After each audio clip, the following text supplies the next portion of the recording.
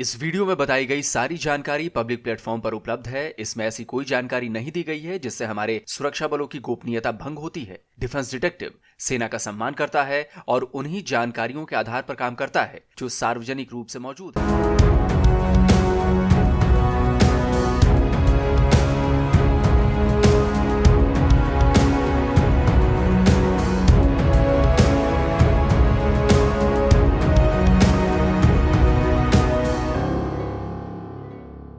दोस्तों, जब जंग की बात हो, जब दुश्मन से ना केवल टक्कर लेनी हो बल्कि उसे तबाह और बर्बाद भी करना हो, तो डिफेंस फोर्सेस केवल एक दो तरह के हथियारों पर यानी कि एक दो तरह के वेपन्स पर डिपेंडेंट नहीं रहती, निर्भर नहीं रह सकती।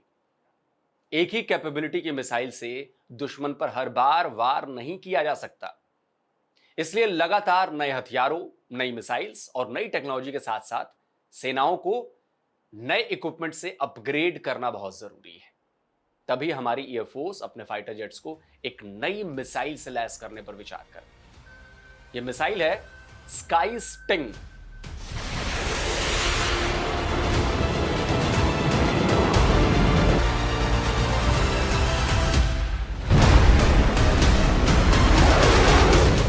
और यह कोई आम मिसाइल नहीं है दोस्तों, यह है 6th generation air to air missile, जिसे बनाया है इजराइल की कंपनी राफेल ने।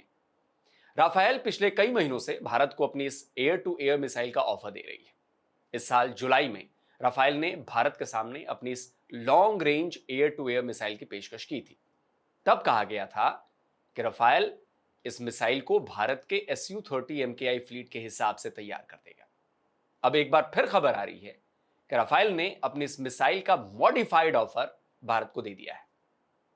ऑफर यह है कि Su-30 के साथ साथ इस मिसाइल को तेजस Mk-1 में भी इंडक्ट किया जा सकेगा और आने वाले दिनों में तेजस Mk-2 और एमका भी इस मिसाइल से लैस हो सकेंगे। तो चलिए आपको इस मिसाइल की डिटेल्स बताता हूं और बताता हूं कि कैसे ये इंडियन एयरफोर्स की स्ट्राइक कैपेबिलिटी को और ज्यादा बढ़ाने वाली है। राफेल अपनी इस मिसाइल को 6th generation air to air missile बताता है। राफेल के मुताबिक यह मिसाइल अपनी श्रेणी की सबसे घातक एयर टू एयर मिसाइल है। यह BVRAM यानी beyond visual range air to air missile है। लॉन्ग रेंज और एडवांस 3 पल्स रॉकेट मोटर की वजह से इसे वॉर जोन में एक एज मिलती है। दुश्मन को जब तक खतरे का ठीक से अंदाजा हो पाता है, तब तक यह मिसाइल उसे तबाह करने के लिए उसके बहुत करीब पहुंच चुकी होती है। इस मिसाइल का वजन 180 से 200 किलोग्राम तक का है, जिसकी वजह से इसे भारत के लाइट कॉम्बैट एयरक्राफ्ट तेजस के साथ इंटीग्रेट करने में कोई दिक्कत नहीं आने वाली। इसमें 3 पल्स सॉलिड रॉकेट मोटर का प्रोपल्शन यूज किया गया है। यह मिसाइल के फेज्ड एक्सेलरेशन का काम करता है। इस मिसाइल में inertial plus GPS mid course guidance के लिए लगाए गए हैं, जबकि टर्मिनल फेज की जो गाइडेंस होगी उस गाइडेंस के लिए इसमें एक्टिव RF का इस्तेमाल किया गया है।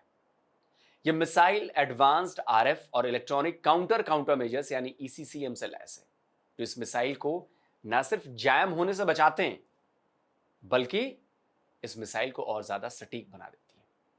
टर्मिनल फेज में इस मिसाइल की स्पीड हाइपरसोनिक है और जैसा कि मैंने पहले ही बताया, यह missile beyond visual range air to air missile है। इसकी रेंज 250 किलोमीटर है। हालांकि अभी इंडियन एयरफोर्स ने इस मिसाइल को लेकर कोई फैसला नहीं किया है, लेकिन अगर इस मिसाइल को इंडियन एयरफोर्स में शामिल किया जाता है और अगर यह मिसाइल हमारे तेजस पर और हमारे Su-30 MKI पर ये इंटीग्रेट हो जाते हैं, तो ये पाकिस्तान के Chinese PL-15 air to air missile का तगड़ा जवाब साबित हो सकती है और इनफैक्ट उससे भी ज्यादा खतरनाक, क्योंकि PL-15 का हमने क्या किया, हमने अभी ऑपरेशन सिंदूर में देखा था, हमने उसे PL-15 को भी मार गिराया था। लेकिन जब ये Su-30 MKI के साथ ये मिसाइल फायर होगी, जब ये तेजस के साथ मिसाइल फायर होगी, तो दुश्मन के लिए बहुत ज्यादा मुश्किल होने वाली है।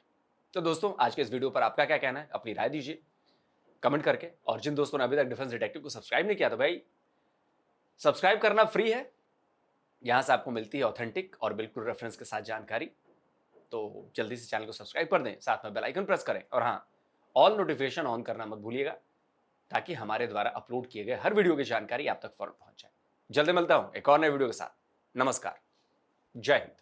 तो अगर आप चाहते हैं मुझसे बात करना, मुझसे कोई सवाल पूछना, तो फैन कॉल पर आप मुझसे कनेक्ट हो सकते हैं। फैन कॉल में ये सुविधा है कि आप अपने हिसाब से वहां पर जाकर टाइम स्लॉट बुक कर सकते हैं कि आपको फलाने दिन मुझसे बात करनी है, फलाने टाइम पे मुझसे बात करनी है। लेकिन ये भी बता दूं कि ये पेड सर्विस है,